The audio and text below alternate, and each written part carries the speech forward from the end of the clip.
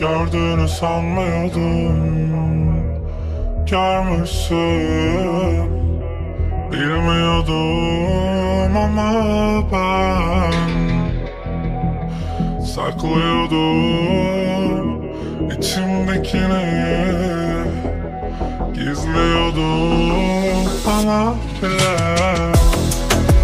Gördüğünü sanmıyordum, görmüşsün.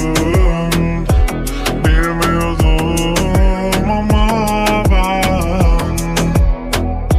saklıyordum içimdekini, gizliyordum bana bile. İstediğin kadar yara verebilirsin bana, çekilmez olunabilir.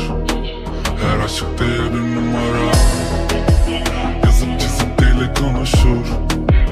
Çok denedim onunla buluşup bakmaya uzunca bir süre, gözlerimin içi dolaşır. Hiç demedim canı sıkılır, evi siyah göğsü daralır. Kapımı da çalabilirsin, pencereler aralanır. Gördüğünü sanmıyordum, görmüşsün. Bilmiyordum ama ben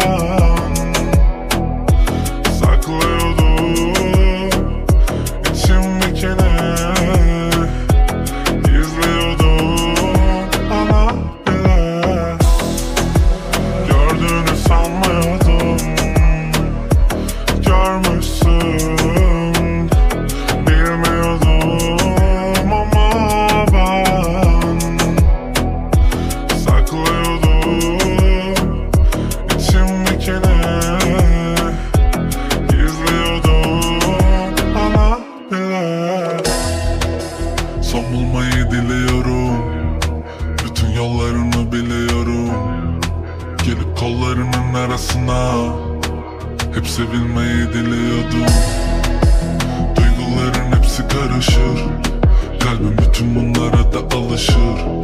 Çekip korkularımızı en dibe, sıkı sıkı sarılsak çok yakışır.